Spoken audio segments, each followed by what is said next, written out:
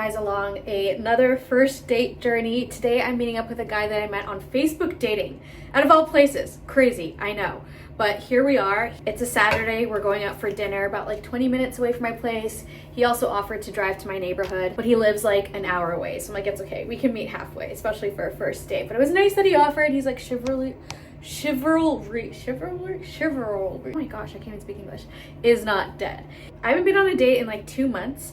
I'm feeling confident, excited, and I think the key word is confident, because usually I would feel very nervous, but for once I'm just like, all right, we got dinner plans for Saturday night and we're off to meet a new friend. I've been only recently rocking my natural curls, so this is the first time I'll be wearing them on a date. I do have a photo on my profile that has my natural curls, so you won't be totally surprised. But the thing with these curls is you never know how they're gonna turn out. Sometimes they're like stunning, sometimes they're really frizzy and puffy. So I'm hoping today's a good hair day. Let's find out.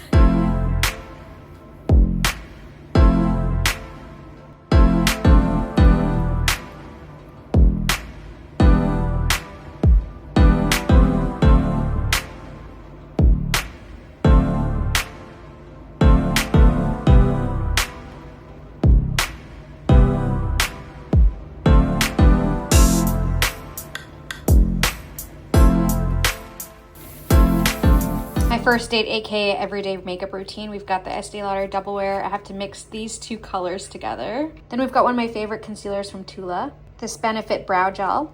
For mascara, I layered these three. This is a primer. Then this is a mascara from Viev, and then this Maybelline mascara tops it off. I use this Rare Beauty blush in the shade Happy. And then for my lips, I use this Juicy Lasting Tint from this Korean brand called Rom ND in the shade Papaya Jam. And then this Kosas setting powder is so good. Finally, my holy grail setting spray from One Size. I feel like my hair is still gonna be wet when I arrive on this date, so I'm gonna try to blow dry it, which I've never done before, hoping it doesn't make my hair all frizzy.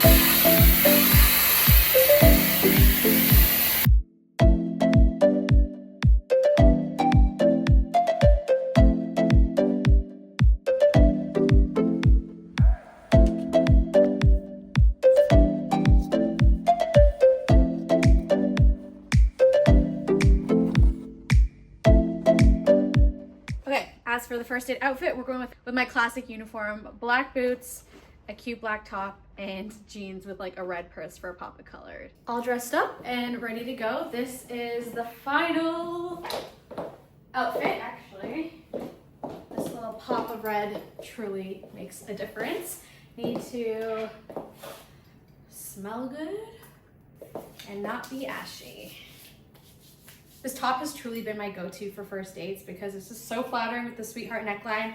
I got it from Aritzia like 6-7 years ago and it has held up its quality. The jeans are from Dynamite and the boots are H&M. And this bag is from Stod. What else do I need? Okay, I think I want to add some rings.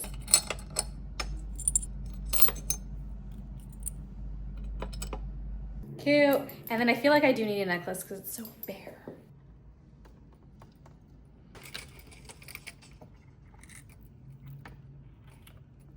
Gotta touch up the lips and then we're off. Isn't it crazy that this is gonna be my last first date as a 32-year-old, because I doubt I'm gonna go on a date within the next 4 days. So talk about a last-ditch effort to not be 33 and still single and never having had a boyfriend my whole life.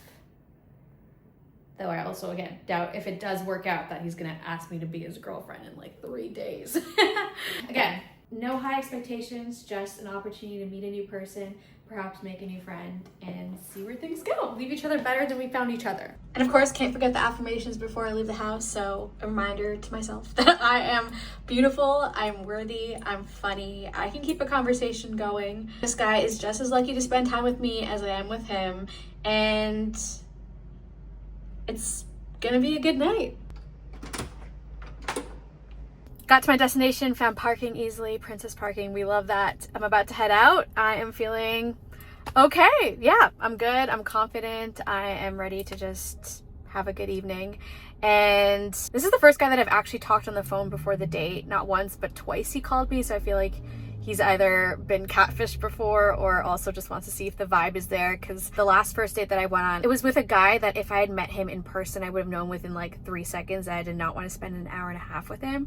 But the phone call with this guy went well. Like, he was funny, he was a good conversationalist, so that is good. So that's why I get to go into this date like hopeful and excited, because I kind of know a little bit of what to expect. How he looks, that is to be determined.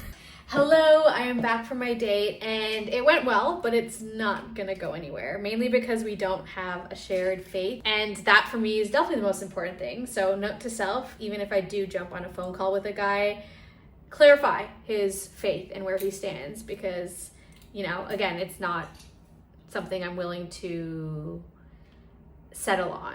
But it's great to have another rep in, because every date that I go on is practice, you know, practice talking to guys, evidence that I am confident and beautiful.